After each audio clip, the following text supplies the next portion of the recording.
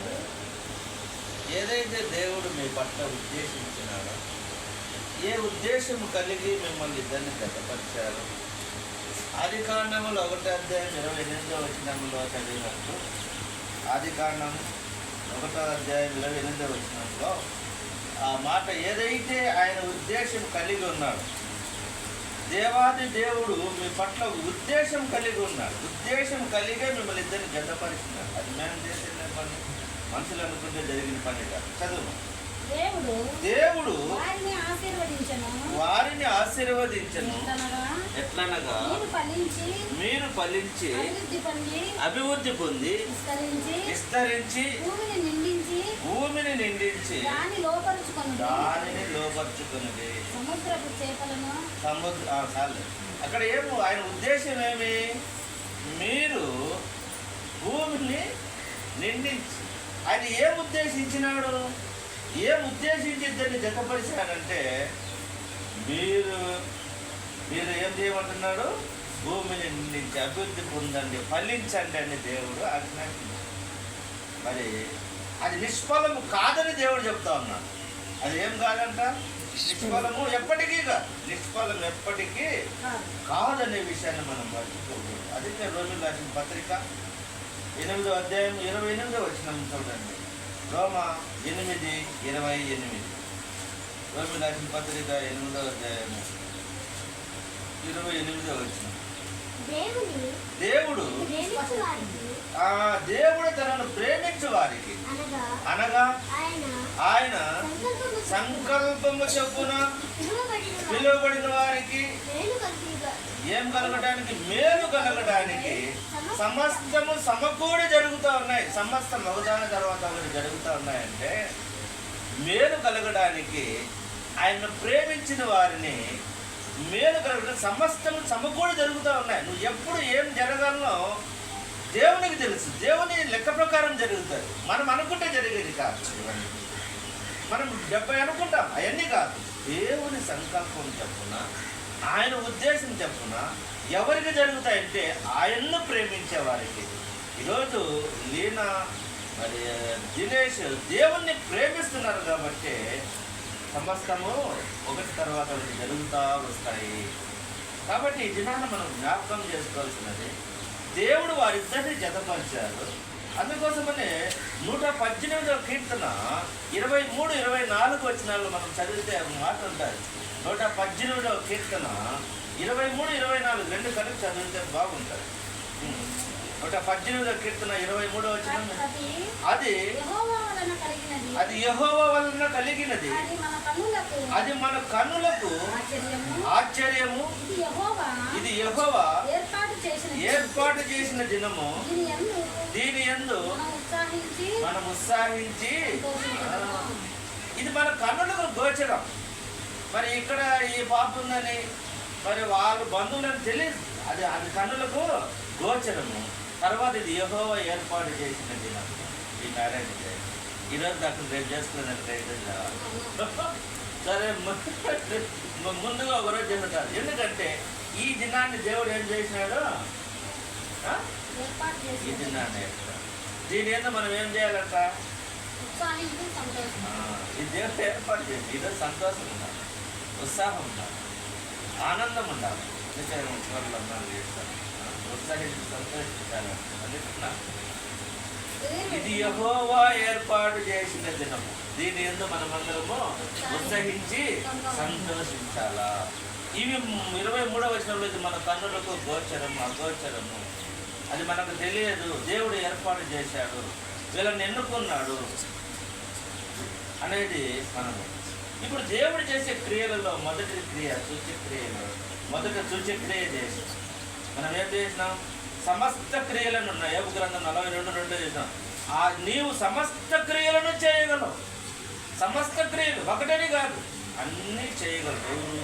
నీవు సమస్త క్రియలను చేయగలవని, నీవు ఉద్దేశించినది ఏది నిష్ఫలం కానేరదనియో నేను ఇప్పుడు తెలుసుకుంటే. ఒక్కొక్కటి జరిగినప్పుడు దేవుని సన్నిధికి, దేవా నువ్వు అప్పుడు అట్ట చేసి ఇప్పుడు చేసి ఏం జరిగింది, నాకు మంచి కోసం ఎదిగండి, ఎప్పుడు తెలుసుకున్నానంట, ఇప్పుడు తెలుసుకున్నానని యోబు అంటా అంటారు. ఈరోజు మనం కూడా అంతే. కొద్ది సమయాలలో మన కష్టాలు, నష్టాలు, ఇబ్బందులు, ఇరుకులు వచ్చినప్పుడు కూడా వాటన్నింటిలో దేవుడు తప్పించి ఆ నష్టానికి బదులు లాభం ఇచ్చినప్పుడు నేను అప్పుడు అక్కడ జరిగింది నా మంచి కోసమే. ఇప్పుడు తెలుసుకుంటున్నాను యోబు అంటున్నాడు, ఇప్పుడు తెలుసుకున్నాను. కాబట్టి కొన్ని సందర్భాలలో మనకు కష్టం కలిగిన దాని ద్వారా దేవుని ఆశీర్వాదం వచ్చినప్పుడు నేను ఇప్పుడు తెలుసుకున్నది అది నా కోసమే వచ్చింది. ఆయన సమస్త క్రియలలో మొదటి క్రియ ఏదంటే మరి యోహాను సువార్త 2:11 ఆ గలిలయలో కానా పెళ్లిలో మరి సూచక క్రియ చేసినాడు. ఆయన మొదటి క్రియ ఏంటి? సూచక క్రియ. 2:11 యోహాను సువార్త 2:11 గలిలయలోని కానా ఊర్లో మొదటి సూచక్రియ చేసి తన మహిమను బయలుపడి అందువలన ఆయన శిష్యులు ఆయన విశ్వాసం ఉంచినారు. మొదట కానా ఊర్లో పెళ్లిలో ఆయన అద్భుతం చేశారు. మీ పెళ్లి చాలా ఉన్నతంగా జరిగింది, గొప్పగా జరిగింది. అక్కడ కార్యం చేశాడు దేవుడు. ఇది జీవితంలో కూడా ఎందుకు చేయడం?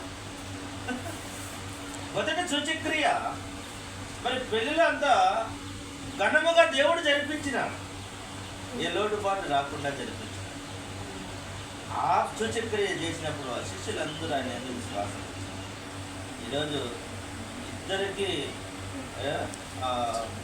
భర్తలు లేరు, అయినా పెళ్ళి ఘనంగా జరిగింది. మరి ఎందుకు అంటే ఎవరున్నారా? దేవుడు. ఆ పెళ్లికి దేవుడు పిలువబడ్డాడు, ఆ పెళ్లిలో దేవుడు వచ్చినాడు కాబట్టి యేసుక్రీస్తు పిలువబడి ఘనముగా జరిగింది. మొదటి సూచక్రియ అక్కడే జరిగింది. మరి యోహాను యెషయా గ్రంథం 7:14 చూడండి ఏముందంటే, యెషయా 7:14 కాబట్టి ప్రభు తానే ఒక సూచన మీకు చూపును. దేవుడే ఒక సూచన మీకు చూపుతాడు. దేవుడు ఒక ఆశ్చర్యమైన ఒక సూచక క్రియ మీకు చూపిస్తాడు. ఈ సూచన జరిగినప్పుడు దేవుడు నా పక్షాన ఉన్నాడు. ప్రభువు ఒక సూచన చాలు అంటే ఒక సూచన ఆయన చూపిస్తాడు, ఒక మార్గాన్ని చూపిస్తాడు. ఇలా వెళ్ళండి అని చెప్తాడు.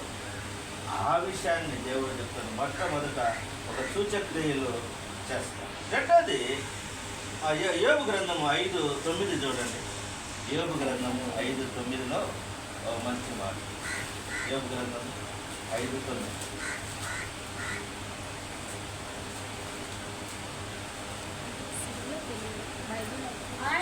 ఆయన పరిశోధింపజాలని మహాకార్యములను లెక్కలేనన్ని అద్భుత క్రియలను చేయవాడు. ఎన్ని చేస్తాడంటే ఆయన మీ జీవితంలో ఎన్నో.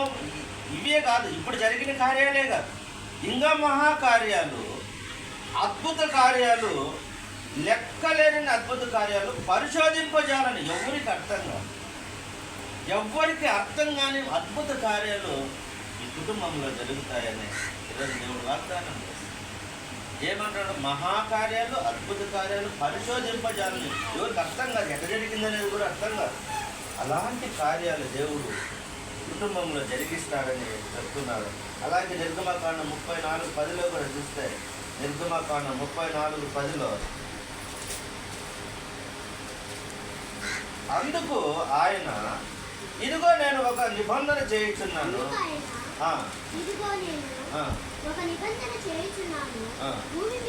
భూమి మీద ఎక్కడైనాను ఏ జనములోనైనాను చేయబడని అద్భుతములు నీ ప్రజలందరూ ఎదుట చేసేదును. నీవు ఏ ప్రజల నడుమునున్నావో ఆ ప్రజలందరూ యెహోవా కార్యమును చూసేదును. నువ్వు ఏ ప్రజల మధ్య ఉన్నావో జనులందరూ మధ్య దేవుడు మీ కుటుంబంలో గొప్ప కార్యాలు చేస్తానంటున్నాడు. ప్రజలందరూ చూస్తారంట. చూస్తారంట. నువ్వు ఏ కార్యాలు? దేవుని అద్భుత కార్యాలు ప్రజలందరూ చూస్తారు. వీళ్ళు దేవుని నమ్మినారు, వీరు పక్షంగా దేవుడు ఉన్నారు, వీరి కుటుంబంలో గొప్ప కార్యాలు జరిగాయి. ఎలా సాధ్యం అనుకుంటారు అందరూ. దీని గురించి మాట్లాడుకుంటా ఉంటారు. ఆ కుటుంబంలో జరిగే కార్యాలు ఒకదాని వెంట ఒకటి అద్భుత కార్యాలు ఎలా జరుగుతాయంటే వారి వెనుక దేవుడు హస్తము తోడుగా ఉంది, దేవుడు తోడుగా ఉన్నాడని. అందుకే ఈ ప్రజల నడుమునున్నావు, ఏ ప్రజల మధ్యలో ఉన్నావు, నడుము అంటే మధ్యలో ఉన్నావో ఆ ప్రజలందరూ యెహోవా కార్యము నువ్వు చెప్తారు అని చెప్తున్నాను. భూమి మీద ఎక్కడైనా ఏ జనములో చేసిన అద్భుతాలు దేవుడు చేస్తానని ఈరోజు మీ కుటుంబానికి వాగ్దానం చేస్తాను. కాబట్టి మొట్టమొదటిది ఏదైతే సూచన మీకు చూపుతాడు. రెండోది వచ్చేసి అద్భుత క్రియలు మీ కుటుంబంలో చేస్తాడు. మూడోది చూడండి, యెషయా గ్రంథం 43:19. యెషయా గ్రంథం 43:19. యెషయా గ్రంథం 43:19. ఇదిగో నేను ఒక నూతన క్రియ చేయించున్నాను, ఇప్పుడే అది మొలుచును, మీరు దానిని ఆలోచింపరా. నేను అరణ్యముల త్రోవ కలగజేయించున్నాను, ఎడారిలో నదులు పారజేయించున్నాను. ఒక నూతన క్రియ. మూడోది ఏం జరుగుతుందంట? ఒక నూతన క్రియ. అది ఇప్పుడే మొలుస్తుంది, ఇప్పుడే స్టార్ట్ అవుతుంది అంటున్నాడు. ఎడారిలో నదులు ప్రవహిస్తాడంటే, ఎడారిలో నదులు ప్రవహించడం ఏంది? ఎడారిలో నదులు ప్రవహించడం ఏంటంటే కష్టం కదా. ఎడారిలో నదులు ఏడన్నా ప్రవహిస్తాడు అంటే కరువులో కూడా సమృద్ధి ఇస్తాడంటే. అందరికీ కరువే, కానీ ఇంట్లో సమృద్ధి ఇస్తాడు. అంటే ఎడారిలో నీళ్ళే నిలబడవు, అటువంటి దాడు నదులు ప్రవహిస్తా చేస్తాడంటే అసాధ్యమైనటి మీ కుటుంబంలో సాధ్యం చేస్తాడు. నూతన కార్యాలు చేస్తాడు, గొప్ప కార్యాలు చేస్తానంటున్నారు. అది ఇప్పుడే స్టార్ట్ అయింది అంటున్నారు. అది ఇప్పుడే. మీరు ఆలోచించరా? మీ కుటుంబం ఎలా హెచ్చించబడుతుందో మీరు ఆలోచించండి. ఆలోచించినప్పుడు దేవునికి దగ్గర కావాలి. దేవా, దావీదే అంటాడు, నా వంశంలో నేను ఏ పాటి వాడిని, నన్ను ఎంతగా హెచ్చించినావే, గొర్రెలు మేపుకుంటూ ఉన్న వాడిని నన్ను రాజుని చేశావే, ఎక్కడ నా జీవితం ముగిసిపోవాల్సిన దాన్ని నువ్వు ఇంత స్థితికి తీసుకొచ్చినావని దావీదు చెప్పినట్లు ఈరోజు మనం కూడా మనకిచ్చిన ఈ ఆధిక్యతను, మనకిచ్చిన ఈ ధన్యతను బట్టి దేవుణ్ణి స్తుతించే వారికి ఉండాలి. దేవా, నేను ఏ పాటి వాడిని, ఎక్కడున్నాను, ఇప్పుడు ఎక్కడ తీసుకొచ్చినావు నన్ను, నేను ఏ పాటి వాడిని అని మనం గర్వించకుండా దేవుని పాదాలు పట్టుకొని దేవునితో మనము ప్రతిరోజు గొడ్డాడుతున్నాం. దేవా, ఆ కృతజ్ఞత చెల్లిస్తున్నాను, ఆ స్థుతులు చెల్లించాలి దేవునికి. ఏ పాటి వాడిని అయ్యా, నన్ను ఎందుకు ఇంత హెచ్చించినామని దావీదు మహారాజు చెప్పినట్టు ఈరోజు మీ కుటుంబము ముందు స్థితికి, ఈ స్థితికి దేవునికి వందనాలు చెప్పాలి. ఏ పాటి వాడిని అయ్యా. అలాగే మరి నూతన సృష్టిగా, నూతన కార్యాలు కుటుంబంలో జరగాలంటే మరి 2 కొరింథీ 5:15 చూస్తే, 2 కొరింథీ అపోస్తలుడైన పౌలు కొరింథీయులకు రాసిన 2వ పత్రిక 5వ అధ్యాయం 17వ వచనంలో ఓ మాట ఉన్నది చూడండి. 5:17 కాగా ఎవడైనను క్రీస్తునందున ఎడల వాడు నూతన సృష్టి, పాతవి గతించెను, ఇదిగో కొత్తవాయను. అన్నీ పాతవన్నిటి మర్చిపోవాలి, ఇదిగో సమస్తము కొత్తవైపోయింది. పాత ఏది కూడా మనసులో ఉండకూడదు, సమస్తం కొత్తవైపోయినాయి. ఇదిగో పాతవి గతించిపోయాను. ఎప్పుడు గతించిపోతాయంటే ఎప్పుడైతే నువ్వు క్రీస్తులో ఉంటావో, నూతన సృష్టిగా ఉంటావో, అప్పుడే నువ్వు మర్చిపోతావు. అందుకోసం అంటున్నాడు, కాగా ఎవడైనాను క్రీస్తునందు ఉంటే. మీరు క్రీస్తునందు ఉంటే పాతవి గతించిపోతాయి, క్రీస్తునందు లేకపోతే పాతవి గతించిపోవు, అలాగే వెనకంత వస్తూ ఉంటాయి. అందుకే అంటున్నాడు, ఎవడైనా క్రీస్తునందు ఉన్నాడా వాడు నూతన సృష్టి, పాతవి గతించిపోయిన, సమస్తం కొత్తవాయను. ఇదిగో ఇవన్నీ కొత్తవైపోతాయి. కొత్త జీవితాన్ని మనం ప్రారంభించాలి. దేవుని చెప్తున్నాడు. చివరిది చూడండి, ప్రకటన గ్రంథం 21వ అధ్యాయం 5వ వచనం చూస్తే, ప్రకటన గ్రంథం 21:5. అప్పుడు సింహాసనాసీనుడై ఉన్నవాడు, ఇదిగో సమస్తమును నూతనమైనగా చేయించున్నానని చెప్పారు. మరియు ఈ మాటలు నమ్మకమును నిజమునై ఉన్నవి కనుక వ్రాయమని ఆయన చెప్పారు. ఈ మాటలు ఎటువంటి మాటలు అంట? నమ్మకము నిజమైన మాటలు. ఈ చిట్టని చెప్పే మాటలు కాదు, దేవుడు చెప్పే మాటలు. ఈ నమ్మకము నిజము కూడా, నిజమైనవి నమ్మకమైన మాటలు దేవుడు చెప్తున్నాడు. రాసుకోండి అంటున్నాడు, రాయండి అంటున్నాడు. ఈరోజు మనకు కూడా దేవుని మాటలు మన కుటుంబంలో మరి మీ కుటుంబంలో ఖచ్చితంగా ఈ నెరవేర్తాయి రాష్ట్రం. ఖచ్చితంగా దేవుడు మిమ్మల్ని అభివృద్ధి పరుస్తారంటున్నాడు. 140 ముగింపు మనం తీసుకున్నాం. చివరి మాటలు తీసుకుంటే 145వ కీర్తన 9వ వచనం. 145వ కీర్తన 9వ వచనం చూస్తే 145:9 యెహోవా అందరికీ ఉపకారి, ఆయన కనికరము గల, ఆయన సమస్త కార్యముల మీద, ఆయన కనికరము సమస్త కార్యముల మీద ఉంది. ఆయన ఉపకారి. ఎవరంట? ఆయన అందరికీ ఉపకారి. అపకారం చేసేవాడు కాదు యేసు స్వామి. ఆయన అందరికీ ఉపకారే. ఈరోజు మీకే కాదు, మాకందరికీ ఆయన పాదాల దగ్గర దేవుడైతే వస్తాడు. అందరికైనా ఉపకారి. అపకారం అయితే చేయడు. ఆయన సమస్త, ఆయన కనికరం అంట, ఆయన కనికరము సమస్త కార్యాల మీద ఉందండి. ఆ మాట చెప్తూ ఉన్నాను. ఇంకొక మాట కూడా ఉంది. అపోస్తల కార్యాలు 10:38 చూస్తే దేవుడు ఆయనకు తోడైండిన కనుక, రెండో భాగం చదివితే ఆ మాట. అపోస్తల కార్యాలు 10:38 రెండో భాగం చదివితే దేవుడు ఆయన తోడైండిన కనుక, దేవుడు నజరేయుడైన యేసును, అదే కదా 10:38 మా చదువు మొదటి అదేదనగా దేవుడు నజరేయుడైన యేసును పరిశుద్ధాత్మతోనూ శక్తితోనూ అభిషేకించనని ఉన్నది. దేవుడు ఆయనకు తోడై ఉండును కనుక ఆయన మేలు చేయుచు అపవాది చేత పీడింపబడిన వారందరినీ స్వస్థపరచుచు సంచరించుచుండెను. ఆయన ఎవరు చేస్తారు? మేలు చేయించు సంచరిస్తారు. మేలు, ఆయన అందరికీ ఉపకారి. మేలు చేస్తూ సంచరిస్తున్నాడు. అందరికీ ఉపకారి దేవుడు. ఇది నాన్న మనం జ్ఞాపకం చేస్తున్నాం. దేవుడు మేలు చేస్తున్నాడు. మరి ఈరోజు మీకందరికీ మేలు చేస్తున్నాడు. మరి అలాగే 128వ కీర్తన 4 వచ్చినాను చూస్తే 128వ కీర్తన 4 వచ్చిన ఏం చెప్తున్నాను?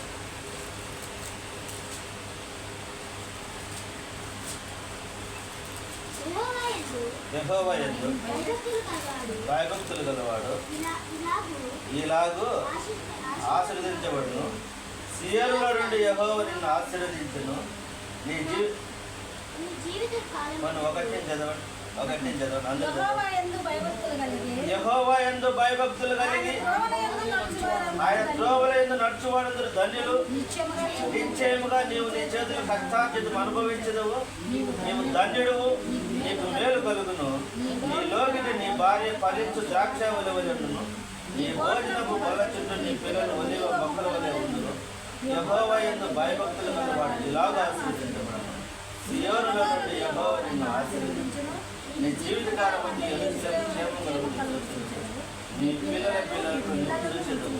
ఇశ్రాయేలు మీద సమాధానం.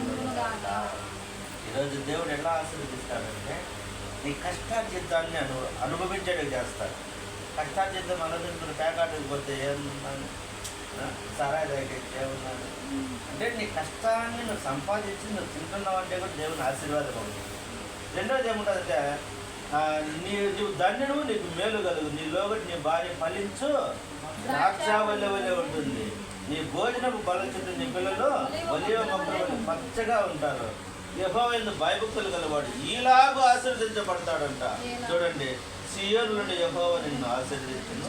నీ జీవితకాలం యెరూషలేము క్షేమం కలుగుడు చూసేదువు. నీ పిల్లలను నీవు చూసేదువు. పిల్లలను చూడడం కూడా ఆశీర్వాదం. పిల్లలను మనమల చూడకుండా చనిపోవడం అది ఆశీర్వాదం కాదని కాదు. ఇది చూస్తే ఆశీర్వాదం ఉంటుంది. ఇది ఒక ఆశీర్వాదం. మేము పిల్లలు చూడడం అంటే ఒక దేవుడిచ్చే ఒక ఆశీర్వాదం. అది ఉందా?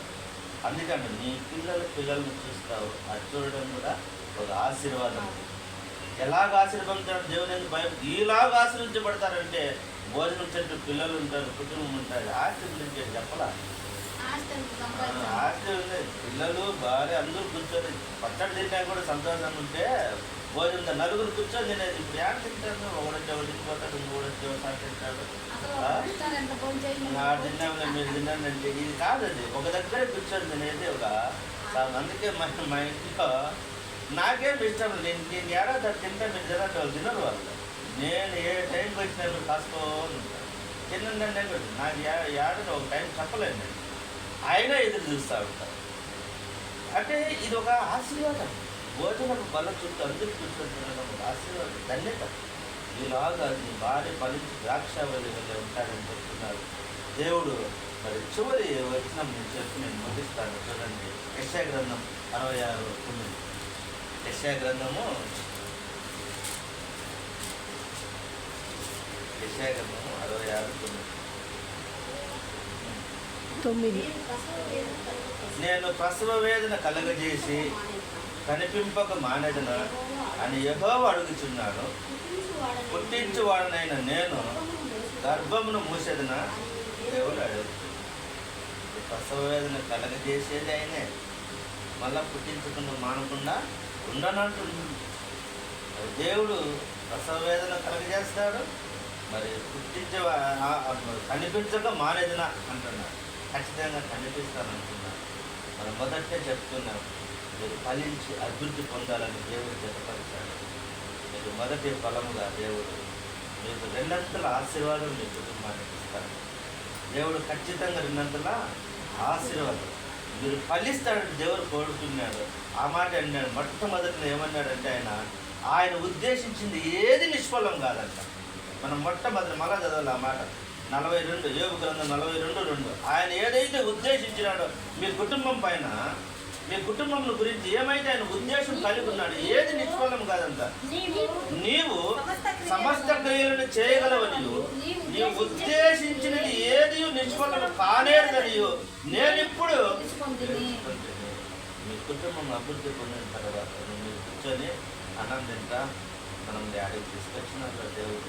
మనల్ని అందరూ చేయవలన ఈరోజు దేవుడు చేయవలని ఇప్పుడు తెలుసుకున్నానని, అప్పుడెప్పుడో తెలుసుకున్నావు, ఇప్పుడే తెలుసుకున్నాను, ఇప్పుడే తెలుసుకున్నా. ఆ మాట ఆయన ఉద్దేశించి ఏది నిష్ఫలం కాదు. దేవుడు మీ పట్ల ఉద్దేశం కలిగి ఉంటే ఎవడు ఎన్ని మాటలు అన్నా, ఎంత ఆటంకాలు జరిగినా కూడా ఆయన ఉద్దేశించి ఖచ్చితంగా జరుగుతుంది, నిష్ఫలం కాదు. భయపడవద్దు, దేవుడిని వదులుతాడు. భయపడవద్దు, దేవుడిని వదులుతాడు. మరి ఇలాంటి కృప, ఇలాంటి భాగ్యం దేవుడు మనందరికీ దయచేయడం తప్ప.